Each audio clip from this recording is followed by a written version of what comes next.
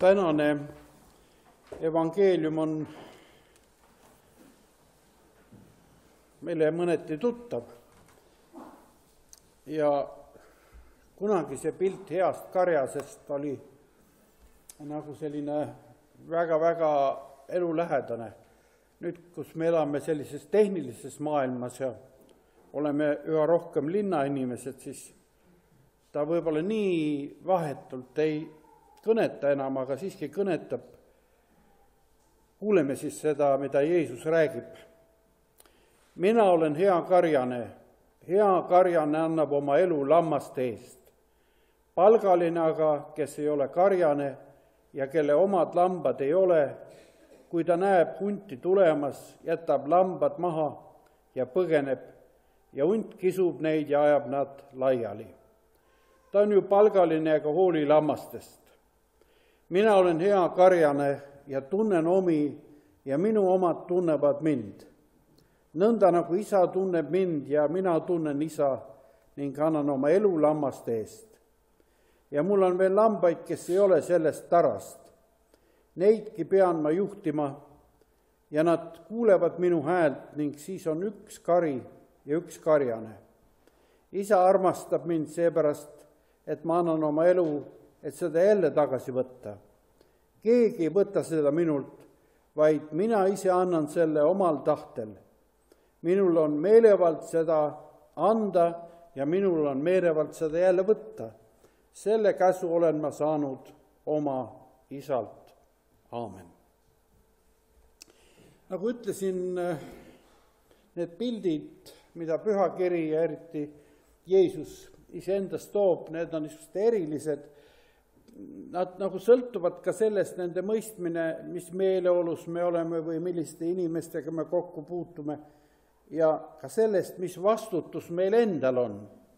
Eile oli meie kodus olid erakordsed külalised, no nagu seda välja eriti mõtle, kuidas nad sattuksid meie koju, aga minu abikaasa kolleeg, venelanna, inglise keele õpetaja vene koolis ja siis ta abikaasa, kes on laevakapten, ta on mõlemad vene rahvusest, ka osalt Ukraina juurtega nii. Ja et ette sa kujutaksite, et mis laev see on, mida ta juhib, ta ütles, et see on suur konteinerlaev, et kui kõik need konteinerid panna ritta, mis seal laevas on, siis see oleks 35 kilomeetrit. See on peaaegu Kilingi-Nõmmeni. Ainult konteinerid reast, kõik ühte laeva. Ja võt selline laevajuht. Tema meeskond, filipiinlased, hindud, Aafrika rannikult, Serbiast keegi, no kõik võimalikud rahvused. Ja siis tuli jutuks see, et kuidas, see on ka laevakapteni kohus, et kuidas muretseda, et kõik oleksid toidetud. Aga kuidas toita nii kirjut seltskonda, sest seal on muhameedlased, kristlased, osa on õigeuslikud, katoliiklased, igal ühel on oma paastuaeg, igal ühel on oma toidunõuded, osa on budistid, kes nagu üldiselt päris peaaegu, et need taimetoitlased, et mis seal köögis peaks juhtuma, meil on ka laevakokk täna, siin tuleb ristimiskooli, see on niisugune hea moment ja kapten ütles niimoodi, et ta leidis hea lahenduse, et kui on niisugune segane pühade aeg, kus on palju paastukombeid korraga käigus eri rahvastel, et anna kana, kana sobib kõigile, et sööda kana ja nad on neid kanu siis võtnud. Me oleme ka väga erinevad inimesed, tuleme kokku siia pühakotta ja täna oleme kuulnud, et siin on hea olla. Mis see toit on, mida anda? Pühakiri, räägime pühakirjast. See sobib kõigile, et siis saab ikka vaim kuidagi toidetud. Jeesus toob erinevaid pilte. Ta ütleb ju siin, Johannese evangeelium on eriti nagu tihedalt neid täis. Jeesus ütleb, mina on eluvesi. Et sul on nagu janu hinges eluvesi. Mina olen viinapuu, teie olete oksad. Vaatame, kuidas me lõikame neid oksi parajasti. kel on juba lõigatud, need on tublid aednikud olnud. Mina olen tee, tõde, elu. Tõesti, see loosung oli siin kaua aega, siin meile selle kaare peal. Aga enne seda oli pidage aega kalliks. Veel parem on Jumalana armastus. Need on kõik siin meie mõtetes. Aga ta ütleb ka täna, mina olen hea karjane. See pilt kõnetas ta õpilasi, sest ta õpilased olid juudid, Iisraeli rahva liikmed. Ja see kõnetas sellepärast, et neil oli kõik oma ajalugu. Neile meenus Mooses, kes oli olnud hea karjane, oli terve rahva juhtinud läbi kõrbe. Neile meenus ja muidugi ka meeldis tõeliselt Taavet. See oli olnud karjapoiss, aga oli saanud kuningaks. Ja muidugi Saalomon, kes oli olnud väga tark ja suur ja ehitanud kogu selle Taaveti riigi nagu võimsuse välja tegelikult. Need olid olnud juhid, kes ei otsinud oma kasu, vaid seda, mis rahvale on vajalik ja kasulik.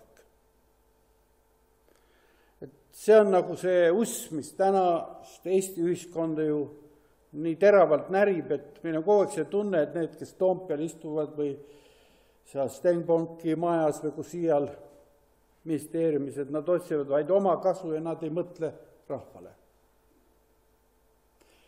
Aga me sinna täna ei kaldu, kas teised mõtlevad selle eest. Meie mõtleme, kes on meie karjane.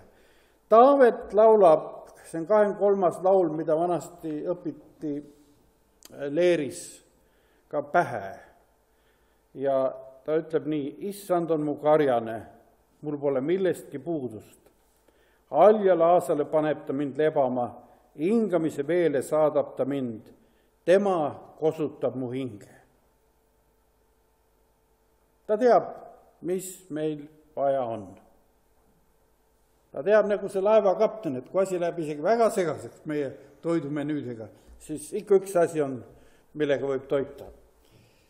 Aga Iisrael kuulis ka halbu, tundis ka halbu karjasid. Neid tõesti siin on palgalisi, kes huntide nähes põgenesid ja jätsid karja neid nagu oma pead ja hundid murdsid neid. Palgaline, kes ei ole karjane, kelle omad lambad ei ole, näeb hunti tulevat, jätab lambad maha ja põgeneb ja hunt kisub neid ja ajab nad laiali. Vaat mis on hunt? Tuleb ja kisub. Ma mäletan lapsepõlvest ühte niisugust, see on sügist pilti, maal juba must kartulid oli võetud ja meie kodu aknast valklas. Me elasime palvemaja otsas, seal oli niisugune suur kartulipõld ja väli ja ühel hommikul isa tuli tuppa ja ütles, et hundid on lambaid murdnud. Ja terve see väli oli nagu need ükseid valgeid laike täis, need olid lambad, mis olid maha murtud ja sinna olid nad jäänud. Ja küla vahel oli neid maas ja igal pool. Kuidagi oli olnud tuul ja torm ja see suur ait, kuhu need lambad olid kokku aetud, see uks oli lahti läinud ja hundid olid ligi saanud ja nad ajasid läbi selle küla ja üle välja ja nii palju murdsid, kui andis. Aga ega nad ei söönud niimoodi ära, vaid lihtsalt kõri läbi ja jälle edasi. Et ka see on nagu üks tohutu oht ka meie vaimulikul maastikul. Et midagi väga ilust, selline idülliline hoitud kari korraga paisatakse laiali ja on murdjate käes.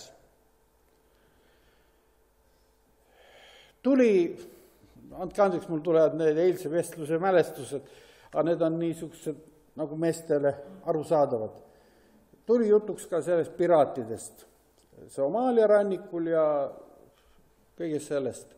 Ta ütles, et kui sul on suur laev, väga kõrge pardaga ja liigub väga kiiresti, ja ta ütles, et neil on praegu kus ta praegu töötab, selline väga võimas suur laev. Sest need piraadid tulevad küll paatidega 2 poole laeva, nad uurivad seda kiirust, kas üldse saaks seda kaaperdada ja sinna kuidagi üles saada. Aga kui nad märkavad, et see on kiire laev ja tal on kõrged pardad, siis nad jätavad ja lähevad minema. Et need konvoid ja kaitsed pannakse ikkagi aeglastele laevadele ja madala pardaga laevadele. Ja niimoodi. Aga palju raskem, ta ütles, et see uus piirkond, kui Somaalia rannikul on nagu vaibunud kogu see oht. Palju raskem on nüüd Atlandi poole peal, see teisel pool Aafrikat, kui rannikul ja seal. Et nad tulevad sadamasse ja ootavad reidil, kuni saaks sisse tulla, et ühed laevad laaditakse maha, teised tulevad sisse. Ja sel ajal, kui nad on reidil ankrus, tulevad piraadid, kaaperdavad laeva ja on mitu laeva sealt ära viinud. Ja see kohalik valitsus mitte midagi ei tee.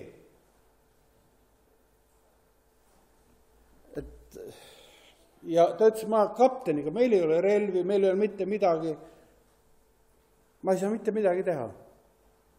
Ma ütlesin talle siis, et siis ei ole muud midagi, kui peame sinu eest palvetama.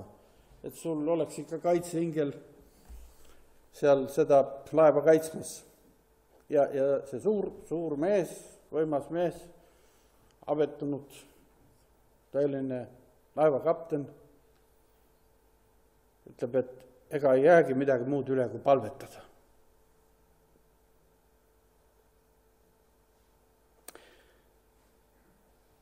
On olukordi tõesti, kus meil ei olegi kedagi ega midagi kõrgemat, kui kes võiks meid kaitsta, kui me issand Jeesus Kristus. Nüüd, kui tagasi tulla ühe teema juurde, ühiskond on arenenud nagu selles suunas, et meil on nagu väga palju selliseid nišše, kus keegi nagu peaks meid hoidma. Oli aeg, kus preestrid ja pastorid olid rahva autoriteedid ja hoidjad. Siis tuli aeg, kus autoriteetideks muutusid kooliõpetajad. Nad ei ole seda enam täna nii, aga ikka sooviksime, et nad oleksid arstid, advokaadid, kohtunikud, insenerid, kõik võimalikud spetsialistid, psühholoogid. Ja võiks ütelda, et kui oli aeg või ajad, kus rööviti ja kurnati ja peeti sõdu ja seda isegi tehti Jumala nimel, siis need röövlid, need hundid, ega nad ei vaja enam Jumalat. Nüüd nad teevad seda juba teaduse ja progressi nimel ja uuemad ja suuremad inimõigused ja mida kõike võiks veel ette kujutada. Ja see, kuhu me oleme tegelikult välja jõudnud ja mida me koolis tajume kõige teravamalt ja ka perekonnas, kus noor inimene ütleb, et aga mina olen ise oma karjane. Mul ei ole vaja isa autoriteeti ega ema autoriteeti, ma olen juba ise ja kogu ühiskond nagu ka sisendab seda ja ütleb, et aga sa peadki iseendasse uskuma. See on sinu elu, sinu otsused. Ja siis täna hommikul ma ütlesin abikaasad, et näe, loen siit, tegin korraks tahvli lahti, et vaadata, mis on, et näe, loen siin, et ütleb horoskoobi, see pani ja ütleb, et täna on see päev, kus võiks uusi armastusi leida. Täna on see päev. Et kes siis siin juhib, keda? Mingi astroloog või... Aga inimesed, kes neid otsuseid teevad ja nii mõtlevadki ja need ka noored ja vanad inimesed, et täna ongi see päev, et vana on aegunud, selle jätame selja taha, nüüd võtame uue inimese, toome oma ellu. tema võtabki seda niimoodi, et mina otsustan, kuigi ta ei saa aru, et keegi on juba otsustanud tema eest. Me elame niisuguses selles mõttes keerulises ajas, kus meil tõesti, kui sul ei ole seda ühte karjast. Ka see laevakapten ütles niimoodi, et kui ära võtta inimestelt usk, vanemate autoriteet, ütleme kõik see, mis ühele rahvusele on antud, kõik need traditsioonid, tal ei jäägi midagi muud üle. Ta ongi nagu üks tuules lendlev leht siia-sinna. Aga see teema see ei ole päris uus teema, päris piibli alguses, 1. Moosese raamatu 4. peatükis on selline koht, kus Jumal küsib Kainilt, Kain on just oma venna maha löönud, ja küsib, kus on su vend Aabel?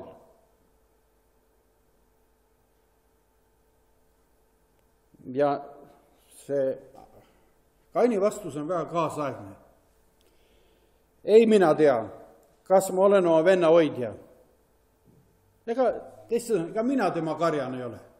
Kas mina olen tema hoidja? Vanasti kooliklassis, kui ma küsisin laste käest, keegi oli rohkem pikemalt nagu puudunud ja et kas te teate, kus ta on ja mis haigus või mis on juhtunud, siis nad ikka teadsid, et ta on haiglas või tal on kuskil reisil on või. Aga täna, kui sa küsid, siis väga harva, kui nad teavad.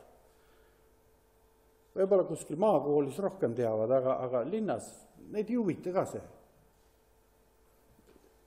Ega mina ei ole oma venna hoidja. Oli nii tore kuulata, kuidas need väiksed lapsed siin, vaadake, see on nii tähtis, et need lemmikloomad, nime pidi. Väike poiss, Preia ka, et need nimed ära ei ununeks. Et see suhe, mis väikse lapse hinges on see on temast väiksem kass või koer, võib-olla sama suur, et see on nagu selline elav suhe ja see on nimeline suhe. Siin on nagu seda ilust tervet maailma kuidagi veel näha. Aga see on kole, kui see kaob, kui ei ole enam neid isiklikke nimelisi suhteid. Ja kui meie suhe ka Jumalaga muutub selliseks väga abstraktseks ja üldiselt, nii et see enam ei mõjuta meid, et me ei tunne isegi selle Jumala nime. Vaadake, kui palju Vanas Testamendis on Jumala nimesi. Igaks olukorraks on Jumalal omaette nimi. Vägede Jehova, kui on vaenlasi palju. Hea karjane, ka ju Vanas Testamendis kõlas see. Ja see kirjeldab ka seda suhet. Me ütleme ka Jeesuse kohta, õnnistegija, lunastaja, hea karjane, eluleib. Need pildid, need nimed kirjeldavad seda meie olukorda, vaimulikku olukorda. Asjatult ei öelnud Jaakob Joosepit õnnistades, teisi vendi ka, ta ütleb, Jumal, kelle palge ees mu isad Abraham ja Iisak on rännanud, Jumal, kes on olnud mu karjane kogu mu elu kuni tänapäevani, ingel, kes mind on päästnud kõigest kurjast, õnnistagu neid poisse. Tänapäeval ütleksime tüdrukuid ka, et ärme unustame. Aga Jumal, kes on olnud hoidnud, kes on olnud see hea karjane, õnnistagu neid poisse. Eks, kallis õde Maria, mis sa ikka ütled? Jumal, kes on nii palju minu elus head teinud, õnnistagu neid tüdrukuid ja poisse. No ma mõtlen juba lapselapsi ka, et omal on üks poiss ja tuulipoiss. Et see on üks elukogemus ja väga isiklik kogemus. Ja seda kogemust tuleb hinnata. Nüüd see, mis võib veel juhtuda, on, et võõrad hääled hakkavad tulema. Et siin oli öeldud, et need minu omad tunnevad mind häälest. Et kuidas see on siis nüüd see häälest tundmine? ma olen seda varem ka toonud seda näidet, aga see on üks niisugune reisikirjelduse näide Palestiinast, kus üks rändur oli ühe karjade jootmise tunnistaja. Et seal oli palju karjaseid, 3 karjast ja nad olid oma karjadega tulnud, lambakarjadega ja tulnud allikale, siis nad seal kõik üheskoos jootsid, kõik lambad olid segamini. Ja nüüd seda kõike vaadates tekkis sellel ränduril nagu küsimus, et aga kuidas nad nüüd selle segapuntra siit lahti saavad, et need karjalambad on ju kõik segamini. Et mismoodi nüüd neid siin hakata lahutama, kõik on ühesugused. Aga asi oli väga lihtne. Kui loomad olid küllalt joonud, tõstis üks karjane kepi üles ja hüüdis menaa, minu järel. Ja kohe tema lambad kogunesid tema ümber ja hakkasid kohe järgima seda karjast. Siis teine karjane ütles natukese aja pärast samuti menaa ja tema lambad hakkasid teda järgima. Nüüd üks kari jäi sinna veel ja see reisimees küsib niimoodi, et kas sinu lambad järgiksid mind ka, kui ma ütleksin samamoodi menaa. Ja siis ta ütles, no proovi. Siis ta pani selle karjase mantli ja mütsi ja kõik pani nagu, võttis selle kepi ja tõstis kepi üles ja ütles ka menaa. Need loomad mitte ei liigutanud kõrva ka. Et ei kuskil ei liigu. Ei olnud see oma hääl. Aga see karjane ikkagi naeratas ja ütles, et siiski on olukord, kus nad sind võiksid järgida. Kui mõni lammas on haige, et siis need haiged loomad võivad ka võõrast järgida. Et see on selles loos päris mõtlemapanev lugu. Kui me vaatame seda ühiskonda, mis nagu igaüks jookseb ise suunas ja nagu ei ole karjast, siis võib-olla ongi see üks selle vaimse tühjuse sisemise haiguse tunnuseid, et me järgime kõike, mis on. Vajalikke asju ja mittevajalikke asju. Vajalikke inimesi, nende nõuandeid ja ka mittevajalikke. Sellepärast peame ikkagi paluma, et me oleksime vaimu, hinge ja ihu poolest terved ja hoitud. Ja et meie suhe issandaga oleks nii lihtne ja selge, et me saame aru, kelle hääl see on, mis meid kõnetab ja hüüab. Me vajame tegelikult head karjast ja meil õnneks see hea karjane on ka olemas. Meisse kõigisse tegelikult on nagu peidetud üks sisemine ilu. Ja sageli just vanaduses see sisemine ilu tuleb nagu välja. Käisin reedel vend Ahto Saarega, käisime Tammiste hooldekodus ja pidasime teenistuse ja ka õde Vilma Nurmingut vaatamas ja ta tervitab teid kõiki. Ta on nüüd päriselt on ta voodis, ta enam väga ei liigu. Aga ma käisin ka kõrvaltoas, sest minu teine naabrimees, ta käib siin, ta on Ustava adventkoguduse liige olnud ja käisin teda ka vaatamas. Meil on niisugused, ütleme, olnud niisugused sõbralikud, aga mitte väga tihedad naabri suhted. Võib-olla ka selle tõttu, et tema peab oma pühapäeva laupäeval ja mina pean pühapäeval. Et see on juba niisugune väikene barjäär. Aga kui ma läksin sinna hooldekodu tuppa, ta oli voodi peal, nagu ärkas üles, ma ütlesin Uno, ta ärkas üles. Paljud võib-olla tunnevad ka teda, Uno Sommer, kõva elektri pani mees. väga kiire, ta on üle 80 aasta, vana juba, kiire käiguga. Ja siis ta ärkas, istus, ütles, et sina. Siis me rääkisime elust ja rääkisime vaimulikest asjadest ja kuidagi eriliselt ma mõtlesin, et see, mida täna õde Kristiina rääkis Adelest, et see sama tunne tuli korraga, et inimene on nii selge vaimulikes asjades. Mina mõtlesin, et tal on ainult elektrivärk on tal selge. Aga niivõrd selge, niivõrd nagu särav. Ja see viimane nagu üle ukse ma hakkasin välja minema, mis ta ütles ja hõikas mulle järgi. Tasu taevas on suur. Tasu taevas on suur. Me võime olla tõesti eri uskusi mööda ja eri kirikuid ja ka laevakapten oma prouaga olid Ekateriina kiriku järgi ristitud ja me oleme erinevad. Aga üks hääl on, mida me ära tunneme. See on Jeesuse Kristuse hääl. Ja tasu taevas on suur. Üles tõusnud issand täna veel kogub kõiki enda ümber, et meid toita, hoida ja juhtida. Aamen.